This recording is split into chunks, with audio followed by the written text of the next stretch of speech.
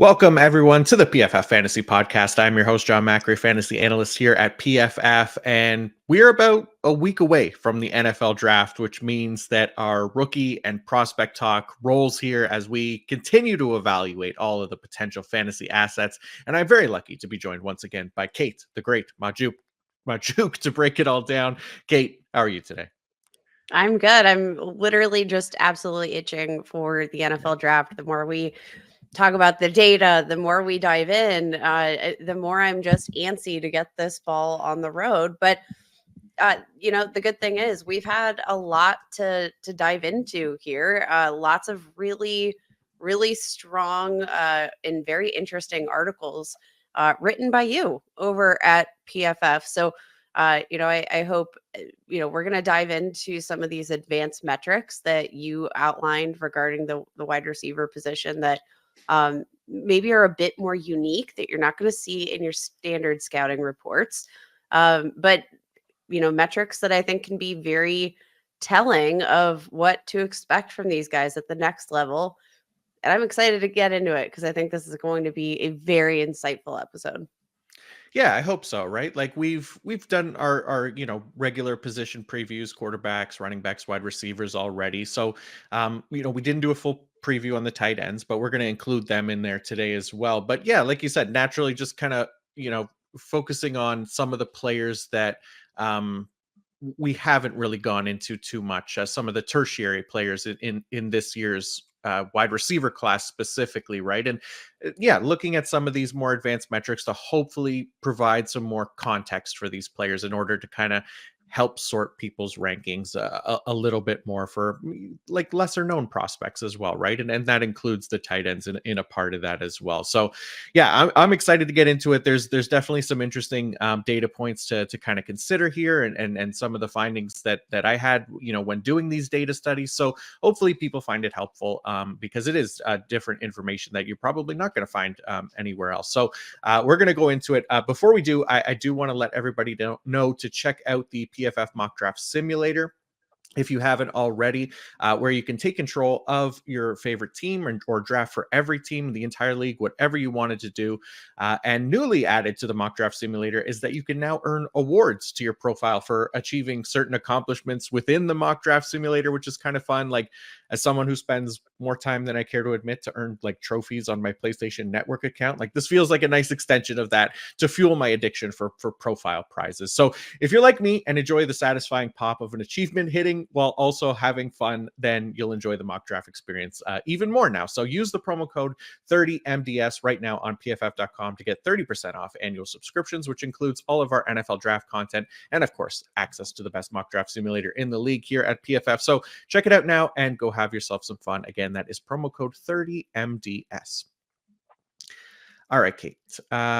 Like every year, kind of once we get outside of the clear top guys at the position, there's a lot less consensus around the rankings of each individual player who isn't necessarily, top three at their position, for example, right? So we touched on 8 wide receivers in our wide receiver preview episode, and we had some differences there outside of our top 3 as well, right? And I think that's going to be the case for a lot of people. So what we wanted to do is, again, focus on some of the more like tertiary wide receivers in this year's class to see if we can come to maybe not more of a consensus, but provide a little bit more context and clarity behind some of the lesser known names, or at least the names that require more attention because they're ranked kind of everywhere depending on who you ask. So the way that we're going to look to add more context is by doing kind of a deep dive into the data, looking at some of the work that I was able to do on this year's rookie class in 2 different metrics aimed to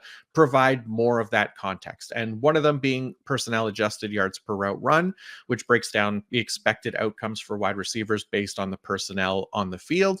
And the other being yards per target over expectation, which again adds context to the yards per target stat by factoring where on the field the offense is operating from and the depth of each target that a receiver is getting on each target. So we'll start with that one. We'll start with the yards per target over expectations. This was a metric designed by Scott Barrett, former PFFer and now CEO of fantasypoints.com, who recognized that yards per target, it's a fun stat to reference, and there's some correlation between yards per target and fantasy production, but it's not a significant one. So Scott wanted to add to the context around that stat by adjusting for where on the field the offense is, because again, the more field that they have to work with, the more yardage there is to accrue. And also players that earn a lot more red zone targets than middle of the field targets are going to have a lower yards per target as well, right? Things like that. So one of the more important parts of this stat was that the depth of each target was going to be key, as players with higher average depth of targets could have a higher yards per target, but at the same time, these are also lower percentage completions. So being able to break it all down to create expected numbers based on the average of players at their position actually correlated much better to fantasy football points than just plain old yards per target, basically, which makes sense for any metric, right? Like there isn't a perfect correlation between one metric and fantasy points. So anytime that you can add more context to those numbers, it's going to help. And that was the goal here, and what we'll kind of get into today. So yeah, the last thing that I'll say, which I should mention, is that this is like both of these things separate of one another are still just one piece of the puzzle, right? So while it adds context, it isn't the be all end all of evaluation, because no single metric is, but just again, stacking these data points onto one another can hopefully help you better evaluate each prospect, right? So let's get into it here. Again, starting with some of the findings from the yards per target over expected data study. Kate, anyone that you wanted to start with here that caught your eye when going through this? I think Jermaine Burton out of Alabama is the perfect place to start, who actually led this cohort here in yards per target over expectation with 3.08. Or I'm sorry. Sorry. I just lost my place here. Do you have the metric in front of you? I just accidentally clicked on my tight ends here. All right, 3.44. Yeah. Apologies there. 3.44 yards over target per expectation, which there are only two players on this list with more than three, and that's Jermaine Burton and Brian Thomas Jr. Out of LSU. But Jermaine Burton, I think, is a particularly interesting prospect. We didn't cover him Mhm. in our wide receiver preview. But I think he's somebody worth talking about. A wide receiver 10 on PFF's big board, and a prospect that I'm going to be honest, like from an analytics standpoint, from a tape standpoint, I think is a general standout, but interesting prospect for some off the field reasons, maybe. So I want to start with the data on Jermaine Burton in particular, because I do think that if you're watching the tape, if you are watching or if you're diving into the analytics, you're going to walk away really impressed Mhm. with Jermaine Burton in general. Yeah, he is really interesting, and like you said, like the reason that I think he's falling a little bit in rankings is some of that off the field stuff. Just pulling from uh Dane Brugler's Beast. He mentioned him being kind of like an undisciplined player. According to his reputation, he swung at a female Tennessee fan during a post field storming celebration.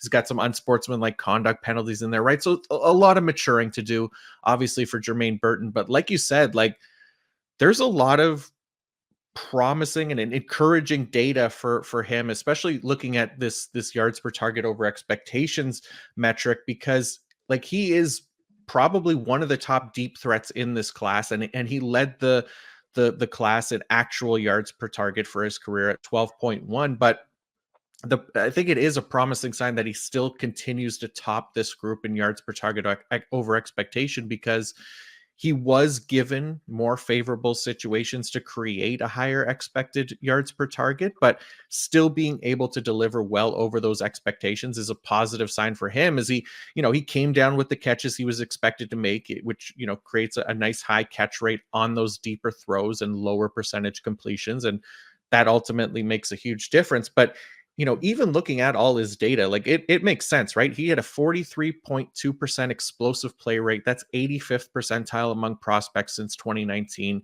He did this by being a great separator as well. 41% open target rate on throws 10 plus yards downfield, which was 83rd percentile. Like there's other things in there. Like he hasn't surpassed 1,000 receiving yards in a season, but he did lead Alabama in receiving yards in 2023 with 798, in touchdowns as well with 8. He also led Alabama in receiving yards in 2022. He was second on Georgia behind Brock Bowers in receiving yards when he was there in 2021, which led all the Georgia wide receivers ahead of Lad McConkey and Adonai Mitchell when he was there. But he's a deep threat, right? And 51% of his career receiving yards have come on throws 20 plus yards downfield, which is more than any other wide receiver in this class. So while he does project as that deep threat, like he's a really good one. And I think this yards per target over expectation kind of highlights that. Like the off-field concerns obviously need to be taken into account, but just from what he's put together on the field, like I can definitely see myself taking some shots on Burton in rookie drafts, kind of regardless of where he lands, because he has that big play potential, which you really like out of your fantasy prospects. Yeah, and I think, situationally, you look at the potential here. You look at the upside, especially given his prowess as a deep target on the field. Like that will always translate to a good amount of upside for fantasy football. But I'm not sure that I'm convinced he'll be a big target earner at the next level. Mhm. Obviously, a lot of maturity issues from what we've heard from some of the coaching staffs that have worked with him in the past. Um, the threat of him on the field, I think, is going to be a significant one if he makes his way onto the field. But the only question is, what kind of target share does he realistically earn at the next level? And that's where I remain unconvinced. But again, generally speaking, Jermaine Burton is one of these guys that the analytics are relatively friendly to, Mhm. despite projected to go, somewhere in, maybe the third or fourth round.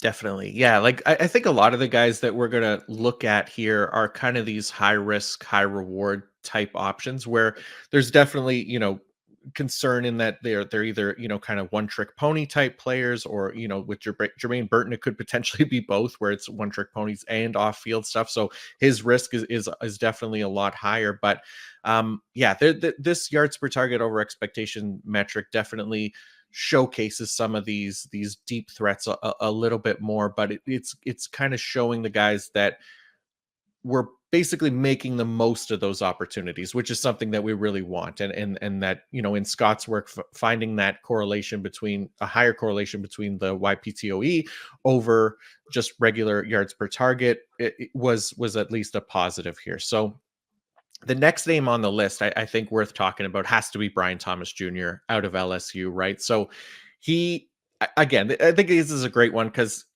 I continue to be torn on Thomas as a prospect. We talked about him in the receiver preview episode. He's your wide receiver 4. He's a lot of people's wide receiver 4. I have him as wide receiver 6, mostly because I do see him as that high bust risk, even though there's like some potential there for him to be an NFL star. I'm probably going to miss out on him in a lot of my drafts, but I think the yards per target over expectations a good one for him as well, because his yards per route run is poor, but he's also dealing with elite target competition in Malik Neighbors. So seeing how he does with his actual target opportunities is going to be key. And he performed really well in yards per target over expectation. He had the second highest yards per target over expectation, like you mentioned, at plus 3.08, sorry, over his 10.8 actual yards per target. So he actually improved his ranking from being tied for 4th in yards per target to 2nd in yards per target over expectation. So let's talk some more about Brian Thomas. Anything else for Thomas for you? I mean, Thomas, like he gets away from you. Like he is just that Yeah. height, weight, speed monster combination. He's got length for days. His wingspan is in the 89th percentile. That's going to help you make the most of these opportunities. And I think like a lot of times, like getting the ball into his hands, when you are playing opposite Malik Neighbors, that's the biggest challenge because you want to get the ball in Malik Neighbors' hands, right? So that's why I think playing opposite Malik Neighbors, this is a specific um, big win, I think, for Mhm. Brian Thomas that really does showcase, like, he might not have had as many opportunities as he would have seen in other offenses playing opposite neighbors, but he made the most of the opportunities that he saw. And I think that's the most encouraging thing. Now, there's questions about, a relatively limited route tree. Um, you know, how is that going to translate to the next level? But generally speaking, I mean, there's, I think, a good reason to believe that he's got the physical tools, right? There's just a level of refinement that's not there that, we're just getting spoiled with the refinement of the top three. So, like, We are. I don't know. I find this stat particularly encouraging when it comes to Thomas. I did as well. Like I thought this really helped his case, like as far as I'm concerned, because he's another one, again, like you just mentioned, used almost exclusively as a deep threat at LSU. And thanks to this metric, like it provides, I think, some much needed context for him as he exceeded well ahead of most everyone else in this class when it comes to being able to create over expectations with the opportunities he was provided. He also had the highest percentage of his yards per target being over expected at plus 28.6%. I just thought this was really nice to see from him because he just hasn't stood out it really in any stable metrics. So giving him a win here was a nice data point to have if you're a believer in him, or if you need some help on him. Like I did come away feeling slightly better about him after doing this research. And the way that he's been able to produce these over expected numbers, I think, is really key in separating him from the others that are outside of the top three wide receivers in this class. Like, again, it's deep throws, those are key for him, but being efficient with those opportunities, like he's getting positive quarterback play, obviously that's going to help him in this metric. And he gets the quarterback help for sure, but he does his part to deliver as well, right? And that shows in a lot of areas when breaking down his targets to those 20 plus A dot throws. He led the class in yards per route run on those deep balls at 23.20. And his first down and touchdown per route run on those deep targets is actually pretty nuts at 0.94. That's the highest in this class. Like, again, more context for Thomas. It's one of the smaller sample sizes of this class as a really just a 1 year starter. And with wide receiver production, also being so closely tied to quarterback play, that helps him as well, having like a top tier prospect in Jaden Daniels throwing him the ball. But credit where it's due, he may be like the best deep threat in this class when looking at these yards per target over expectations numbers as well. And just his straight production on those 20 plus A dot throws. So I definitely came away feeling more encouraged about Brian Thomas for sure. Now, next player on the list that we should mention is Troy Franklin, who we discussed on our wide receiver show. And you are a bit of a Troy Franklin fanboy. So tell me, how does it feel to have him come out and kind of dominate in this metric as well? Because he is an analytics stream. And, like, let's Right. be clear on that. Though I'm not as big a fan, he had the production in his final season in Oregon, almost, just under 1,400 receiving yards, 14 touchdowns. Um, was the cornerstone of that passing attack, and it translated here as well. How do you feel? I mean, I can't help myself but feel excited for Troy Franklin. Like every single time I try to do more research on this wide receiver class, I keep finding more things to like about Troy Franklin. He's set to break my heart if he doesn't hit in the NFL because yeah, I keep getting higher and higher on him. Like I'm not moving him ahead of Odunze or Neighbors or anything like that, but like he's a high wide receiver four for me. Like he tied for fourth in yards per target in this class at 10.8. He improved his ranking in yards per target over expectations to third at plus 2.77.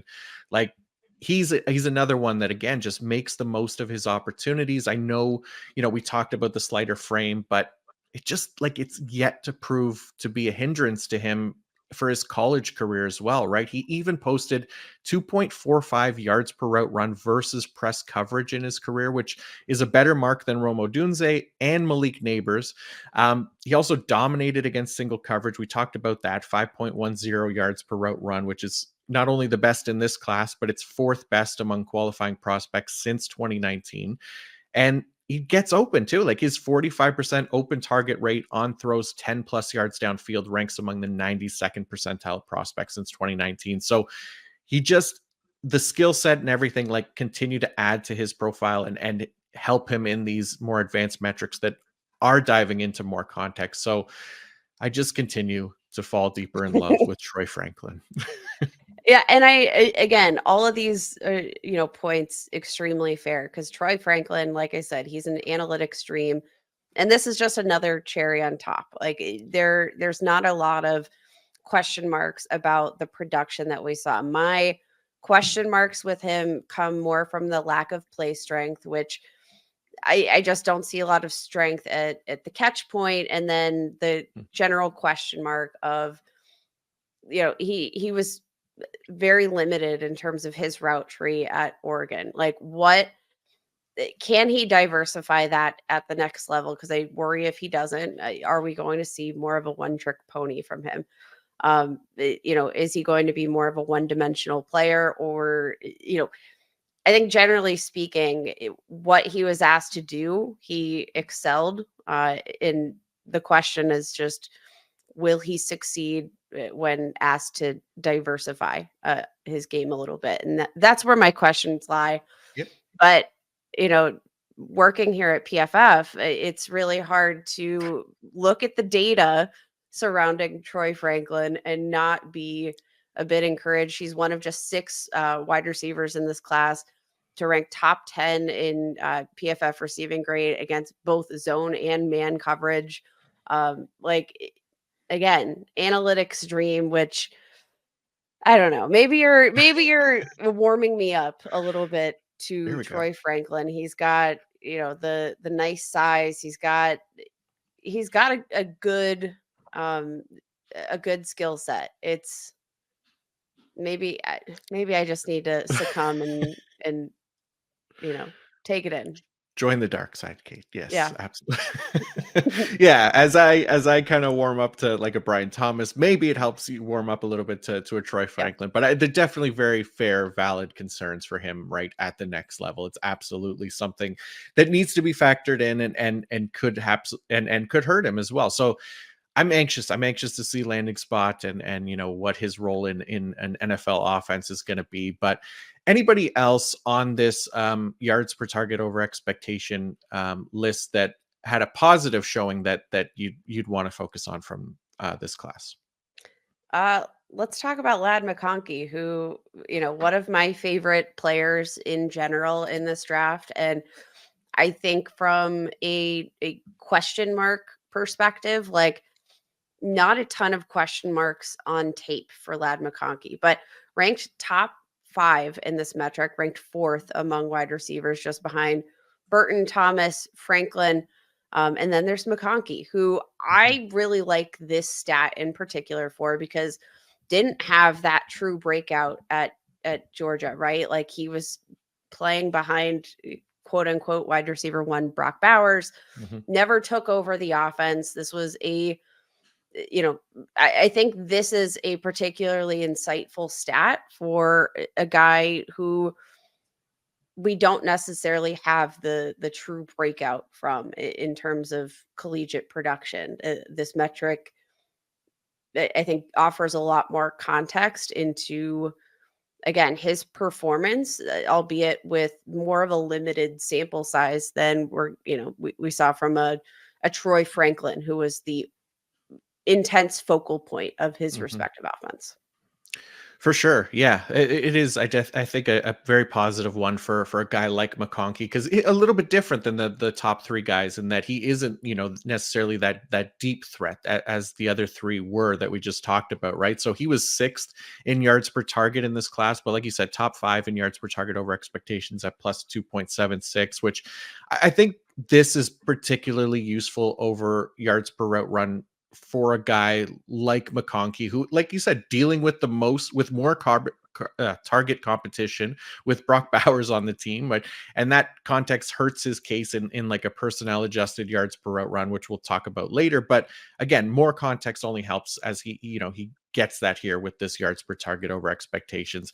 And again, that 11.6 career average depth of target, that's not high relative to this class. It's below average actually. So technically, getting more higher percentage completion opportunities. Also, just 158 targets is a smaller career sample size for this class. Like, he's missed some time with injury and things like that. So I think anytime we can add more context to a player like this, it helps. And knowing that he's making the most out of his opportunities, I think is crucial for kind of projecting him to the next level as well. So yeah, definitely, I think a positive one for Lad McConkey here. Yeah, go ahead. Sorry. And then I guess we can probably just, round out the top five. Should we round out the top five with Malik Neighbors, who's good at everything? I don't know. Yeah, Malik Neighbors. Yeah, he's one, like, in this metric, in the personnel adjusted yards per route run, like, there's just no concerns, like, at all, right? Like, No. it's so it's just very reassuring to see these top prospects, Marvin Harrison Jr., Malik Neighbors, even Rome Odunze, like, continue to get positive light shined on them through these advanced metrics and providing more context.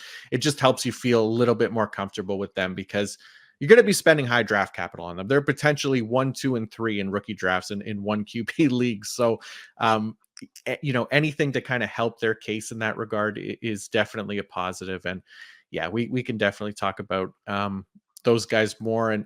But actually, there is another player. Like, I do want to shine like a positive light here on Brendan Rice, son of Jerry out of USC, who for his career posted 10.2 yards per target, which was 13th in this year's class. So nothing like amazing, but when factoring in the yards per target over expectation formula, he jumps to 8th best in how much he delivered over expectations at plus 2.31. So I think the reason that this is important for him is very similar to Brian Thomas, in that he has, a smaller overall sample size, but also on the higher end of that career average depth of target. So again, those lower percentage throws are going to make it more difficult for him. So being able to deliver over expectation there, I thought was a nice sign for him.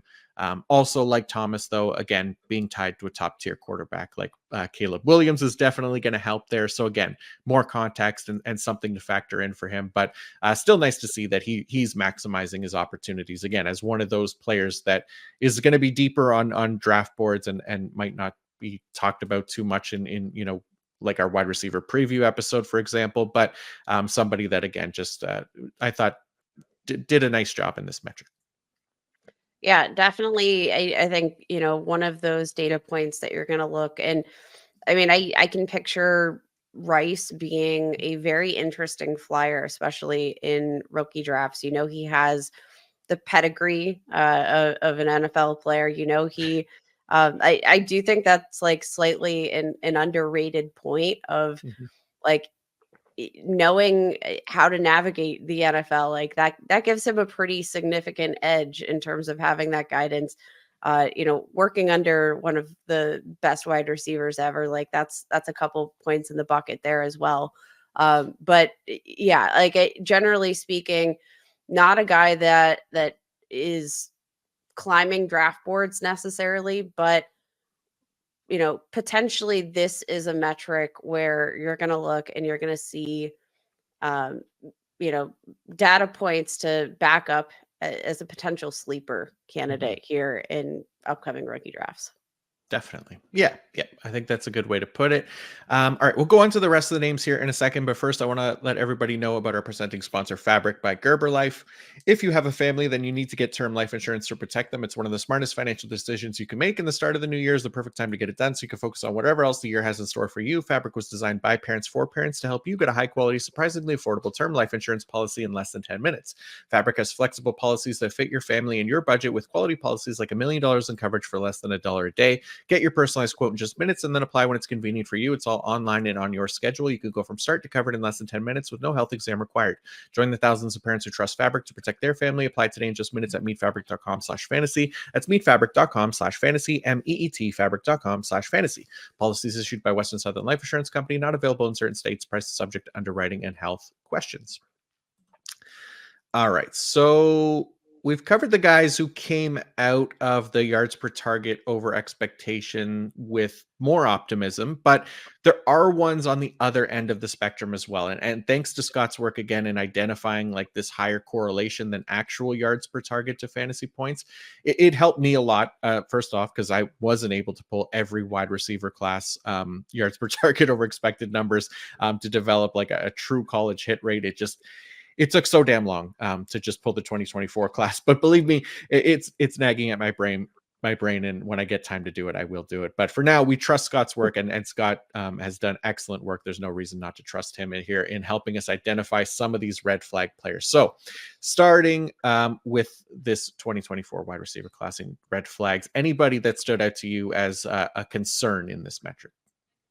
There's actually a couple names, and there are a couple guys here on the list that rank, bottom tier that are popular names in not just rookie drafts, but some potential first rounders here, kind of at the bottom of the mix here. And got to start by talking about Xavier Worthy, who obviously blew the door off the NFL Combine, ran a 4.21 40-yard dash, broke the record, but actually ranks dead last in this metric with negative 0.23 yards per target over expectation. The only player in this list that you evaluated here that actually had a negative yards per target over expectation.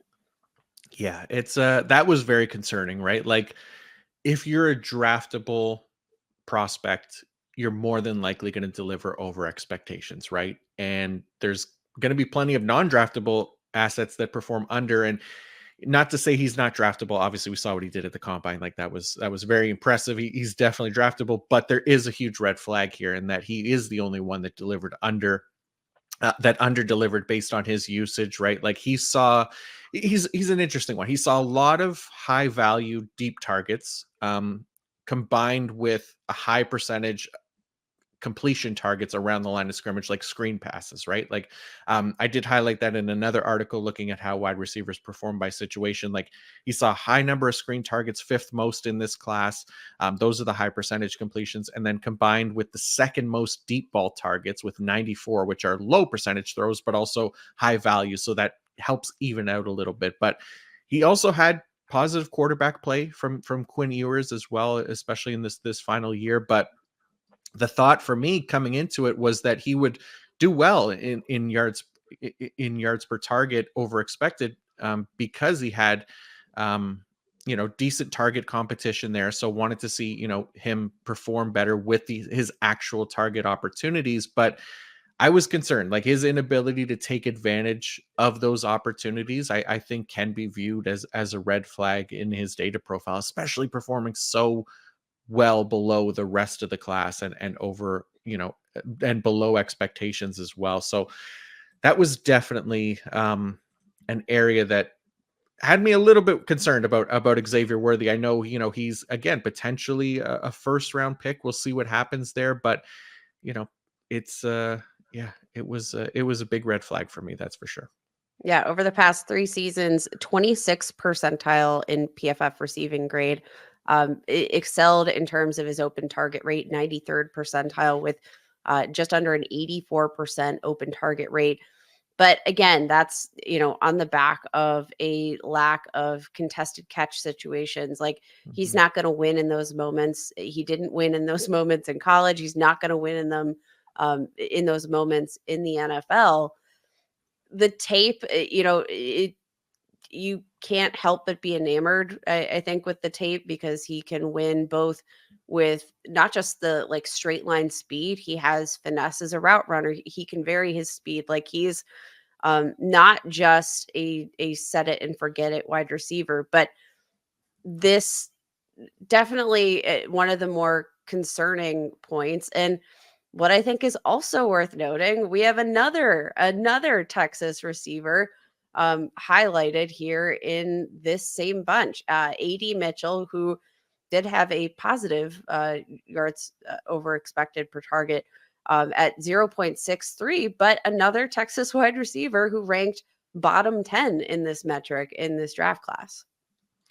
Yeah, he was another one that, and we could probably talk about him a few times in this episode, but just focusing here, like him, um, Jalen McMillan at Washington and Keon Coleman at FSU, like all three of these guys, I kind of lumped into the same bucket because all three of them didn't crack, the top 20 among this class in Power 5 wide receivers and yards per target.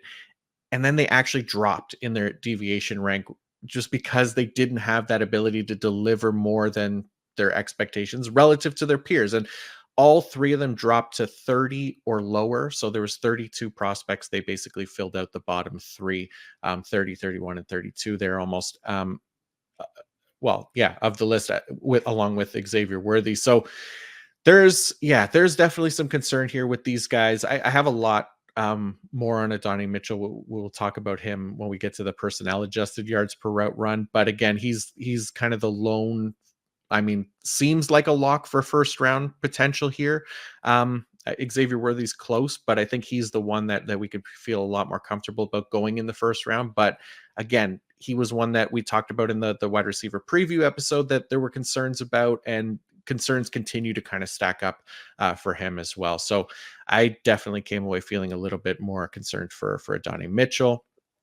Roman Wilson was also on this list out of Michigan. He's wide receiver 8 on the PFF big board, but I have less concern about him. Like he was a faller as far as, his actual yards per target rank, which was 3rd in this class. He dropped to, I think, 9th in yards per target over expectations. So basically just saying that, his yards per target wasn't as good as what it would suggest as the 3rd best in this class, because he had more favorable situations to deliver a higher expected yards per target. So factoring that in, just again adding context to his number there, it's still a top 10 mark. So that was at least somewhat positive for him. So I came away less concerned about Roman Wilson, but I did think he was worth kind of highlighting as well, just in that he had such a high yards per target already, but it wasn't as good as what the yards per target over expectation found out. Yeah, I think that's very fair. Roman Wilson's a guy that I'm very probably more bullish on than most. I just think he does a lot of little things right in my book. And generally speaking, I know that differentiation in terms of his rank is somewhat concerning, and that's why you have him on the red flag list here. But I also think, like, at the end of the day, he's ranked top 10 in both metrics. Right. Like Yeah. I feel like you can split hairs about Roman Wilson a little bit, but I think generally speaking, he's a really solid and reliable option. I think he's going to translate well, um, in terms of his game. He's a tough competitor. Like all of those things that I think translate to a good wide receiver. 90th percentile in terms of separation percentage this year, 98th percentile in PFF receiving grade. Like there's a lot to like about Roman Wilson's game, and I'm just a blind eye. This metric, though not as favorable to him, it's not as much a red flag for me. Yeah, yeah. I think I came away feeling the same way. Like I'm not as concerned about it. Like I included him in that kind of red flag section just to be fair to everybody else, because he did drop in actual yards per target rank to the where he ranked in yards per target over expectation. But like you said, it's still a top 10 mark. He's potentially a top 10 wide receiver in this class, depending on who you ask. And I think that's fair for him. So I'm with you. I like Roman Wilson as well. Before we move on Yeah. to personnel adjusted yards per route run, which one of my favorite articles that you've written this offseason, Okay. I want to talk about Keon Coleman, who I feel like is a Mhm. very flashy name right now, especially in like dynasty rookie circles. People are excited about Keon Coleman coming out of FSU. You look at the size, 6'3", 213 pounds. You look at the analytical profile, 81st percentile in college dominator rating, 70th percentile in terms of target share, 82nd percentile with a 19.3 breakout age. And yet pops up on this list here as one of these candidates with a pretty low yards per target over expectation. I want to talk about that. Yeah, he was interesting because when I looked at his data, like again, he was another one that, not that he was given favorable situations to deliver yards per target over expectation. Like I could pull up his, deep passes and things like that, but it was more just that he just kind of did the bare minimum with every one of his targets, right? Basically, right? Like there wasn't anything that separated him from the rest of the class. Like, giving that lower expected yards per target, like I thought that he'd have at least more deviation in terms of where he finished, because he is ranked highly on a lot of boards. He's expected to be potentially a second round pick, but it was just like really kind of blah for me, like looking at him. Like I don't know. I felt discouraged looking at his numbers a little bit more. And yeah, I go back and forth on him. I don't have him. I don't think it. My wide receiver rankings are coming out on Friday. I don't know that I'm going to have him in my top 10. He is a guy that has a lot of flash. Like you again, you look at the analytics profile from like a broad standpoint. Like you love to see the early breakout age. You love to see the high dominator rating, almost 40%, which there are just two wide receivers in this class with a higher dominator rating over the course of their year. But you know what I think is one of the most interesting stats? Ranked 450th out of 451 wide receivers this season in terms of separation percentage against single coverage. 28.9% open target rate against single coverage. I think that tells the story of Keon Coleman to a T.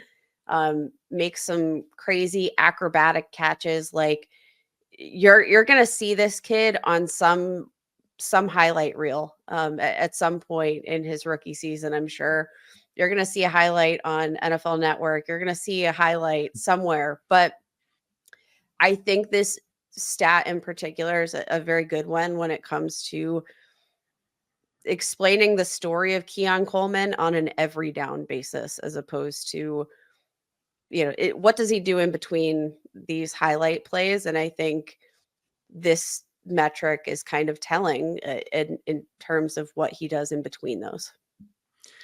Yeah, I'm with you. Like his profile as a whole, like it's just not super encouraging. Like for me, like a lot of the stuff where, at least just even compared to this year's class, like you said, like that separation rate, like in this year's class, is like fifth percentile on throws 10 plus yards downfield, right? So he had a not great 40-yard dash time, 4.61 either. Like his yards after catch per reception, 5.0 for his career. That's 25th percentile in this year's class. There's just, yeah, there's not like a ton of stuff where areas where he stands out, and yards per route run being one of them as well. Obviously, just his career yards per route run at 1.87, 23rd percentile just for this class alone. And then yeah, even his best season, 2.07 yards per route run was his best season. That was fifth percentile in just this class alone. So there are a number of red flags for Keon Coleman from an efficiency standpoint, and that part is definitely concerning for me. This stat for him is just the final nail in the Keon Coleman coffin for me. Yeah, it feels like it. Like I can't find a good reason to put him inside my top 10, to be honest. Like maybe he lands in like just the perfect scenario and things work out for him. That would be great, but I don't know. Not somebody that I'm overly excited about drafting this year. But yeah, let's let's stick with the wide receiver talk, and we'll look at tight ends and yards per target over expectation in just a second. But just to keep these position groups together, the other data study that I did, and this one I liked quite a bit as well, because I was able to pull data from past year's classes as well. I actually had time to do that. Personnel adjusted yards per route run. This is so. Again, one of the most common statistics when we're evaluating wide receiver prospects is going to be yards per route run. It's a stable metric, not just from college to the NFL, but also year to year in the NFL. So, like any single metric, it's not perfect in its success rate at identifying future NFL stars or anything like that. But adding more context to that metric does help, right? So this one, personnel adjusted yards per run, actually started with Zach Drapkin when he was with PFF, who's now with the Philadelphia Eagles.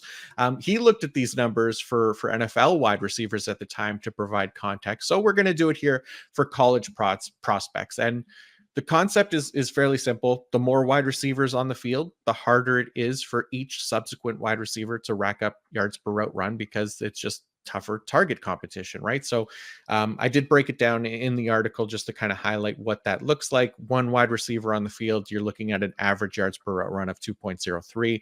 Two, it's 1.95. Three wide receivers, 1.39. Four wide receivers, 1.23. And five, 0.89. So a nice correlation there, as shows you the more wide receivers on the field, the less yards per route run. For the each individual wide receiver. So what I did was I put together a list of every Power 5 wide receiver in this year's class, along with their career yards per route run, and then compared that across their personnel usage to get what their expected personnel adjusted yards per route run would be, to see kind of who delivered the most over expectations, right? And what I found was a lot of the top performers in yards per route run did so as a result of performing well over expectations, right? Malik Neighbors, Marvin Harrison Jr., Troy Franklin, again, Romo Dunze, like these guys don't show any signs of concern here. But what I did find was when comparing this to past year's prospects and how they performed, it lined up nicely to have a greater hit rate at the top, so that top 75th percentile, than those that underperformed in this metric. And the hit rate for wide receivers who were drafted in the first round and exceeded that 75th percentile threshold in yards per route run over expected was 52%, which was more than double the hit rate at 24% for those who failed to crack the historic 75th percentile in personnel adjusted yards per route run. And it did a really good job of identifying some of the big first round misses of years past as well, like N'Keal Harry, Jalen Reagor, Henry Ruggs, even second, third rounders like JJ Arcega-Whiteside, Denzel Mims, the Terrace Marshalls of the worlds, right? You can see the full list in the article for who was a hit and miss that was below that 75th percentile. Chase Claypool's even considered a hit in there because he did have one good NFL season. But, again, taking that into account, he performed under, and now he's kind of disappeared off the radar. Puka Nacua would be somebody that performed really well in this metric. It would have helped identify him last year as well. So what that told me really mostly is that we don't really need to focus too much on the guys at the top, but instead to focus on those who did not hit that 75th percentile threshold, because that hit rate just isn't good enough to feel confident about any of the guys that we'll highlight. So maybe we should start with Adonai Mitchell-Kate, because he is the lone first round wide receiver that stood out in this metric. So yeah, do you want to talk about Mitchell first, or I feel like Let's talk about Mitchell, because again, we've talked about some of the red flags. Share your findings with us, please. Yeah. So obviously for him, his career yards per route run, it's insanely low for a potential first round wide receiver. But then adding in the context that he actually had the second highest expected yards per route run based on his usage for his career, it becomes that much more concerning for him, because he didn't come anywhere close to performing above expectations in the way we'd like to see. Like, he was third percentile since 2019 in delivering in his over expected totals for personnel adjusted yards per route run. Like, it's bad. You're just not seeing any first round wide receivers that performed that poorly in this metric. So even if you even if you just look at his plain yards per route run for his career, 1.68, it's not good, but do you know how many wide receivers in the PFF era, so 2014 and beyond for college, that had a career yards per route run total below 2.00 that got drafted in the first round? Do you know how many? I don't, but I am itching to find out. Zero, none. And we may get two this year with Adonai Mitchell and Brian Thomas. Brian Thomas, to be fair, 1.95. He's very close, but none. We haven't had any wide receiver drafted in the first round that had a yards per route run for their career below 2. Like there's definitely excuses to be made for guys like Mitchell in that he had to compete with Brock Bowers when he was at Georgia and then, others at Texas, but red flags continue to stack up for him. Again, a I lot of favorable situations where two wide receiver sets and things like that, and just not delivering over expected. So again, just somebody that I'm just going to let somebody else draft at this point. Yeah, the red flags continue to pile up, but I think what people will see, when they're looking at AD Mitchell is the size, right? 6'2", Mhm. 205 pounds. You're going to be excited about a big boy. And I think that honestly, maybe in comparison to an Xavier Worthy, who is a much better NFL wide receiver than AD Mitchell as it stands today. Worthy is the much more NFL ready prospect. I think maybe the ceiling feels a bit higher for a guy like AD Mitchell in comparison to an Xavier Worthy, just because he has that prototypical build for a wide receiver. But I mean, everything else, I don't know what to do with, because it's a bunch of red flags. I feel like I need to get a little red flag that I can just wave on the show every time we talk about AD Mitchell, because I can't find the metric that like he truly wins in, and Right. that scares me. Like, really, what is his calling card? Because I'm missing it, and again, we talked about him here with the yards per target over expectation. Again, coming like the fact that these are guys that are coming up multiple times in this particular conversation as red flags, kind of scary. It is, right? Like they just continue to stack up. And yeah, like I know he's an incredible athlete. Athleticism is only going to get you so far. Like you need to be, good at football as well, right? So right now, like there's just so Bold many. take from PFF. You need Yeah, to be good at football. yeah, it's It's very true. bold, right? But I know we can fall in love with the athleticism. We do this every draft cycle, right? Where these guys that are super athletes get bumped up draft boards and they're drafted highly in the NFL, and they don't always work out. Like they're at least maybe not right away, right? So that's where the concern I think comes with him, is that for fantasy managers, if you're in a win now situation, I don't think AD Mitchell's the guy to draft for you, right? Because he may be just like a long-term project that may or may never work out. So yeah, the red flags there for sure. But a couple other guys, we'll wrap it up here shortly. But Keon Coleman, again, Xavier Legette was somebody also that we didn't talk about out of South Carolina. Both of these guys also, I think, earned some red flags here as potential day 2 wide receivers who already didn't stand out in career yards per route run, but that number did become slightly more concerning when adjusting for personnel as well. I also lost my spot of where they ranked, but but again, they fell well below expectations here for sure, because again, just a lower deviation in how they were able to perform over expected, and that is where the concern comes in with a lot of these guys, in that if they don't have that high deviation, basically not dominating their competition among that top 75th percentile, then it starts to become a lot more of a concern. And guys like Keon Coleman, Xavier Legette, they did have those concerns as well. So again, just another thing to kind of keep in mind here, and more context for these potential day 2 wide receivers that we're going to be looking at in fantasy drafts. So Keon Definitely some Coleman, concern there. another game name that we just keep talking about. Yeah. Um, Still looking for the positives. Like my biggest takeaway here is that the red flags for Keon Coleman, um, eh, they continue to pile up as well. AD Mitchell, like from an analytics standpoint, I think if you're a PFF truther, which you are, if you're listening to this podcast, you're probably not going to be drafting either of these guys. Yeah, that's the thing, right? Like it's not to say that they can't work out or that it's impossible for them, but the hit rates just get lower Yep. and lower and lower, right? As we continue to stack up these things. So that's what we're trying to do again, just kind of combine all these data points to try and come up with an idea of what they can be in the NFL. And it's looking more and more bleak for guys like that, AD Mitchell specifically. But enough about the wide receivers now. We haven't talked about any tight ends yet here on the podcast. We've mentioned his name many times, Brock Bowers, but let's go to the tight end position here and talk a little bit about these guys here before we close out the show. We'll go back to the yards per target over expectation model here because that's what we looked at for the tight ends. But any surprise in seeing Brock Bowers head and shoulders over the rest of this class for you, Kate?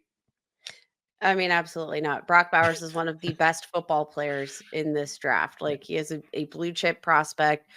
He is one of the most well-rounded tight end prospects you're going to find. He's a little bit on the smaller side for a tight end, 6'3", 243 pounds, but just has strong hands, so explosive. Like I don't think there's any way that he hasn't exceeded expectations, either from a film perspective or analytically, as you have laid out here with your work.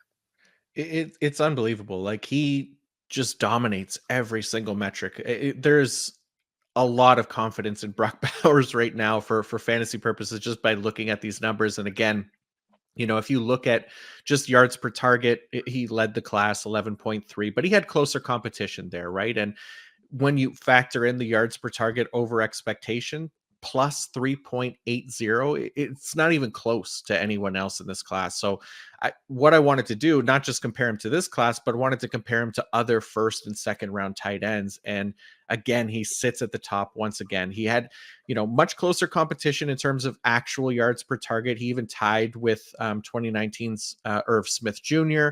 And TJ Hawkinson and OJ Howard, those guys were both first round picks. They were relatively close in actual yards per target. But once you factor in the yards per target over expectations with the rest of this class, like there's nobody that even comes close to touching him. His plus 3.80 is the best mark by far.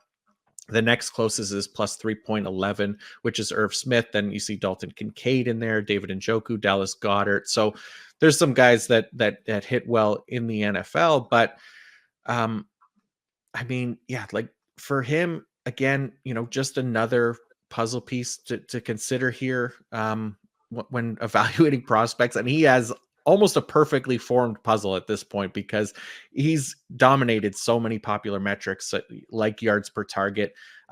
There aren't really any metrics that don't solidify him as an elite prospect, which I thought was positive to see. And compared to one other guy in this class, like Jatavian Sanders out of Texas, is the pretty much consensus number 2 tight end for this class. Like he's in there kind of right in the middle of these historic prospects from first and second round. So where he stands is really kind of interesting because if you exclude Brock Bowers from the list, the 8 of the 10 tight end prospects that performed above expectations in yards per target, the hit rate's about 80% for players that have had a top 15 tight end season in fantasy points per game. That threshold drops to 54%. Among the 11 ranked below him, only 6, so 54% have hit that top 15 points per game threshold in the NFL. Sanders right in the middle in there. Obviously, Bowers is at the top. He's in that safer hit rate area, but what do you think about Jatavian Sanders? Because I feel like there's not a lot of evaluation that needs to be done for Brock Bowers. Like he's very clear the number 1 tight end for this group. But any interest in a Jatavian Sanders for fantasy purposes for you? Jatavian Sanders is kind of an interesting one because he does like from a positional standpoint, like he was on a offense that was a productive one, but played alongside two wide receivers that could very well go in the Mhm. first round. So like wasn't necessarily the focal point of his offense in the same way that a Brock Bowers was, but has, I think a lot of prowess as a route runner. Doesn't seem to be as, exciting from a, general perspective of like draft hype. But like, I think he's got good athleticism, again, just a well-rounded guy, but one that I feel like isn't necessarily hyping people up, right? Like Mhm. the pro or the combine, like, you probably a little bit disappointed in his 40 time 469 40-yard dash. And that was before he put on weight, actually came in almost 10 pounds heavier at his pro day.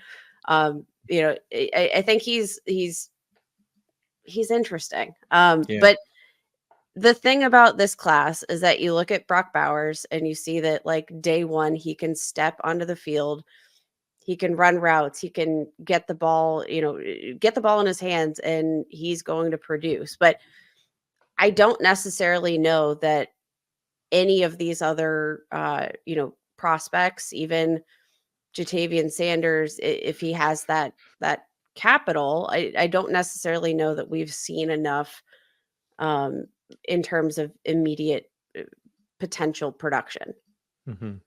Yeah, he's an interesting one. I feel like he can go either way again, depending on landing spot and stuff. But you look at him, he's not. It doesn't like you say, not overly exciting prospect. He's sandwiched kind of right in the middle there, as far as yards per target over expectations, right below Trey McBride, right above Kyle Pitts. Interestingly, who didn't perform well in this metric, but yeah, I mean, 74th percentile career receiving grade, 72nd percentile career yards per route run. Like, it's not nearly as impressive as Brock Bowers, obviously, which is why they're expected to go so far apart. But there's potentially a path for him, as a primarily receiving tight end, like in the right offense. I think there's room for him to be an NFL or a fantasy asset, and I don't know that it's necessarily going to be right away. Like, he feels like one of those typical, avoid the rookie tight end type situation.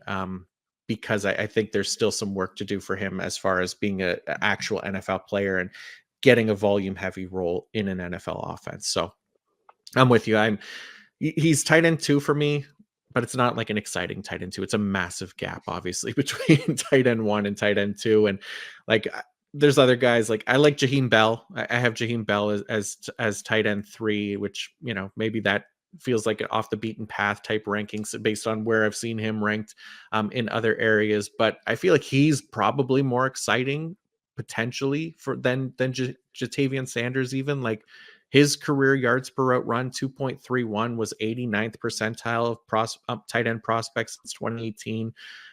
Even his like 3.67 yards per route run in 2021, mind you, it's the best single season mark among all tight end prospects who ran at least 100 routes in a season, which an admittedly slightly lower threshold over that span. But like, I think there's more like long-term potential there for Jaheim Bell, or at least big play potential.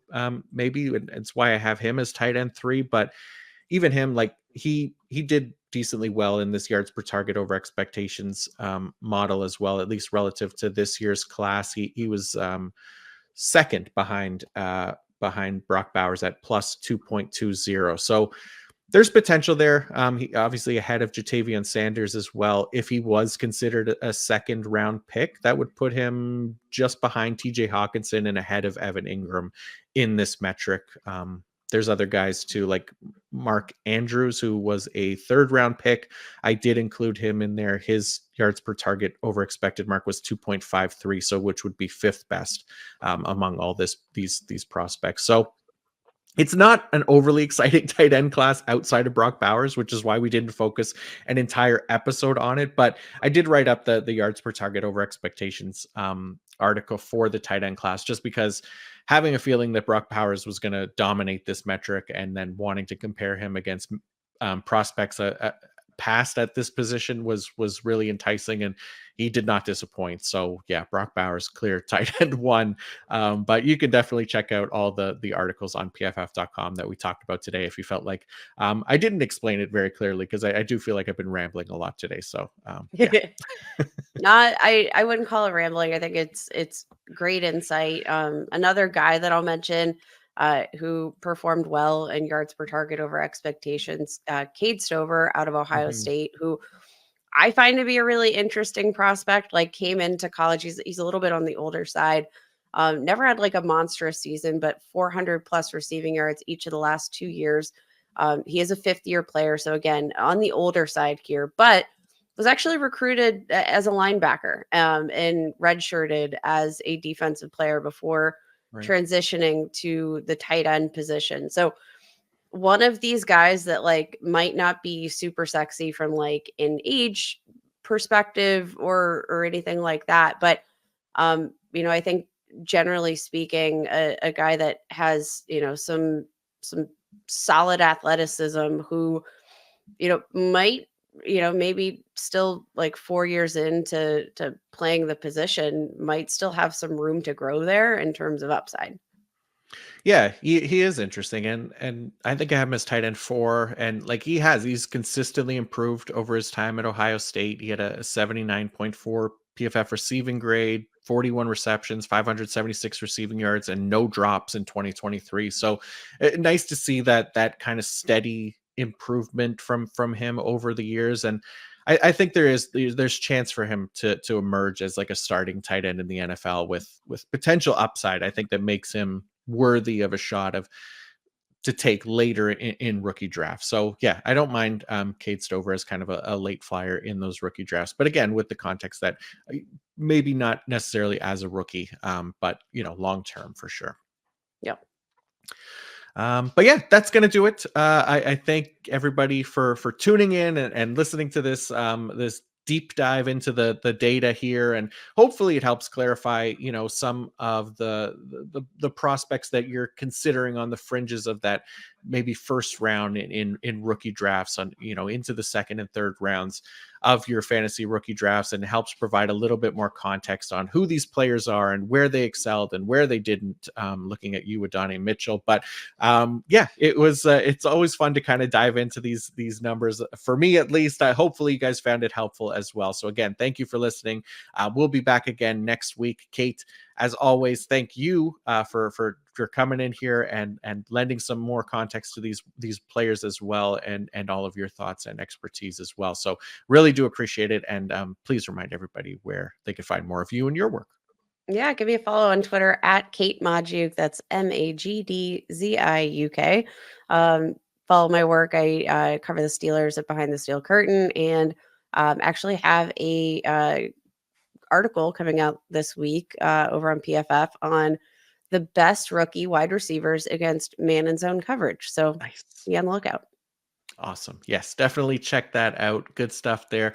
And yeah, we'll be back next week, but I'll also be back later this week talking some more IDP rookies. We got my guy Mike Woolert coming on. We're going to be talking sleepers and my guys from this IDP class. Plenty of draft content up on the site as well. From fantasy perspective, we've covered the analytic strengths and weaknesses at the top of the quarterback, wide receiver, tight end, and running back classes, as well as everything that we talked about today. Those articles can be found all free on pff.com. Also got all my rankings: quarterback, running back, tight end are all up now. Wide receivers is coming out Friday. So yeah, it's draft season. Stay locked in. Continue to help you figure out this rookie class. And until next time,